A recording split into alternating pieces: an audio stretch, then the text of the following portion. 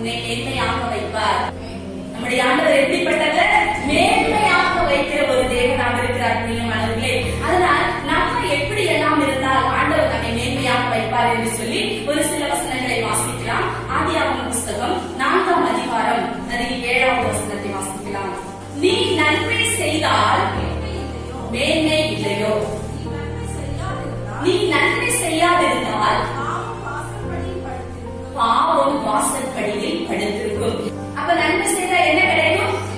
மேன்மை கிடைக்கும். அப்ப நம்ம இந்த பூமியில் வாழும் பொழுது உயிரோடு இருக்கிற நாட்கள் முழுவதும் நம்மளால் முடிந்தளவு நம்ம என்ன செய்ய வேண்டும்? நன்மை செய்கிறவர்களாக என்ன செய்ய வேண்டும்? இருக்க வேண்டும் பிரியமானவர்களே. அதுதான் வேதத்தில் நம்ம வாசிக்கிறோம். அப்ப நன்மை நம்ம செய்தோமானால் நம்ம ஆண்டவர் என்ன செய்வாராம்? நம்மை மேன்மையாக வைப்பாராம். அதனால் இயேசுவை போல நம்ம நன்மை செய்கிறவர்களாக நம்ம மாறும் பொழுது ஆண்டவர் நம்மை மேன்மையாக வைக்கிற ஒரு தேவனாக இருக்கிறார்.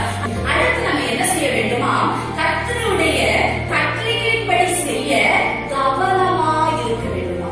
இந்த வேத வசனத்துல என்னென்ன சட்ட திட்டங்கள் நமக்கு கொடுக்கப்பட்டிருக்கிறதோ அந்த சட்ட திட்டங்களுக்கெல்லாம் நம்ம கவனமாக செவி கொடுக்கிறவர்களாக என்ன செய்ய வேண்டும்? இருக்க வேண்டும். ஏதாவது இந்த செவி செய்யக்கூடாது. கவனமாக முழு கவனத்தையும் எடுத்து நம்ம என்ன செய்ய வேண்டும்? அந்த காரியங்களை செய்ய வேண்டுமா? அப்படி செய்யும் பொழுது ஆண்டவர் என்ன செய்வாராம்? நம்மை மேன்மையாக வைப்பாராம். நீங்க நினைக்கலாம், எப்படி ஆண்டவருடைய கட்டளையை நான் கவனமா கடைபிடிப்பது அப்படின்னு நம்ம கேட்கலாம். இந்த 20ஆம் அதிகாரத்திலுள்ள காரியங்களை கடைபிடித்தால் போதும், அது ஆண்டவருடைய கட்டளை என்று சொல்லப்பட்டிருக்கிறது. ஆண்டவருடைய கட்டளையின்படி செய்ய கவனமா இருக்கும்படி நம்மை ஆயத்தப்படுத்தும் பொழுது, நம்முடைய குடும்பத்தை ஆயத்தப்படுத்தும் பொழுது, நம்முடைய பிள்ளைகளை நாம் ஆயத்தப்படுத்தும் பொழுது பிரியமானவர்களே ஆண்டவர் நம்மை மேன்மையாக வைப்பார். பொய்யா இருந்தோமானால் ஆண்டவர் நம்மை மேன்மைப்படுத்த முடியாது பிரியமானவர்களே.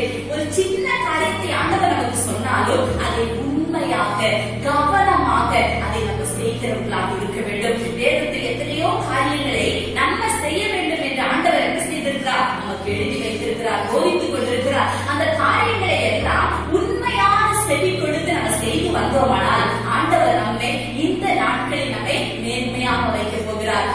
சொல்லுமா எப்படி எல்லாம் மேன்மையாக வைப்பார் என்று சொல்லி அந்த 28ஆம் அதிகாரம் 3வது வசனத்தை வாசிக்கலாம்.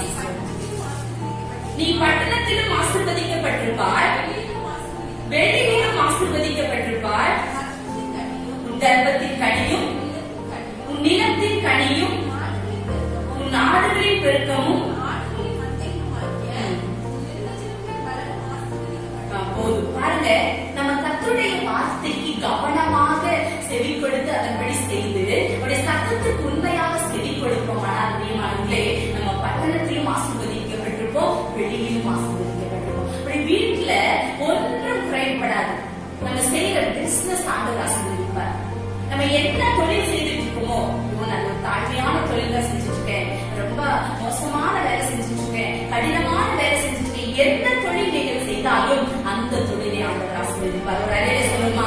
ஆனால் ஆண்டவருடைய வார்த்தைக்கு உண்மையாக செவி கொடுக்கும் பொழுது பிரியமானவர்களே இப்படிப்பட்ட ஆசீர்வாதங்கள் எல்லாம் நம்ம தேடி போக வேண்டாம், நம்மளை தேடி வரும்.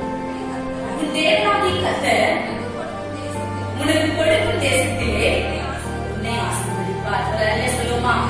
கர்த்தர் நம்மை இந்த தேசத்தில் ஆசீர்வதிக்க வேண்டுமானால் நம்ம என்ன செய்ய வேண்டும்? கர்த்தருடைய வார்த்தைக்கு, கர்த்தருடைய சத்தத்திற்கு என்ன செய்ய வேண்டும்? உண்மையாக என்ன செய்ய வேண்டும்? செவி கொடுக்க வேண்டும் பிரியமானவர்களே. நீ உன் தேவனாகிய கர்த்தரின் கட்டளைகளை கைக்கொண்டு அவர் வழிகளில் நடக்கும்போது கர்த்தர் உனக்கு ஆணையிட்டபடியே உன்னை தமக்கு பரிசுத்த ஜனமாக நிலைப்படுத்துவார். அடுத்து 13வது வசனத்தை வாசிக்கிறார் சிஸ்டர்.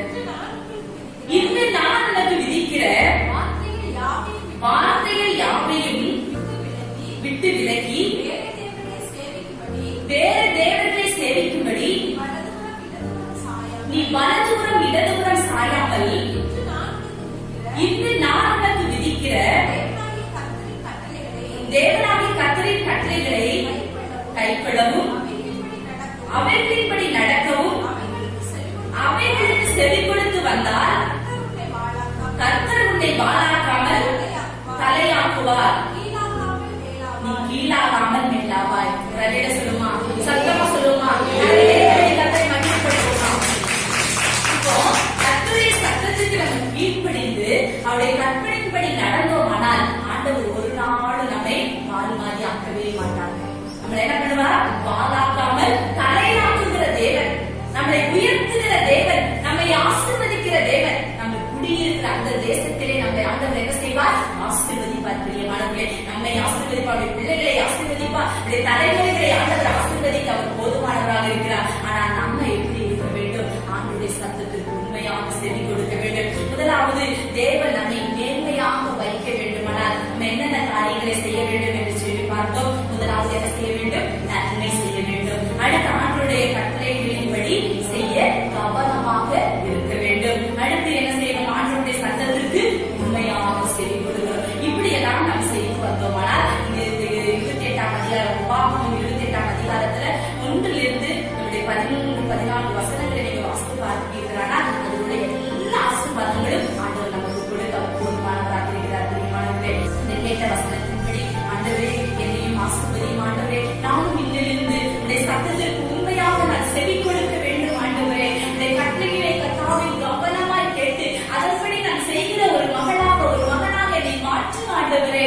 அப்பா, என்னுடைய வாழ்க்கையில இத்தனை நாட்கள் நான் எப்படி வேணாலும் வாழ்ந்திருக்கலாம். ஆனால் இன்றைக்கு நான் ஒரு தீர்மானம் எடுத்து வாழ்கிறேன். உடைய சத்தத்திற்கு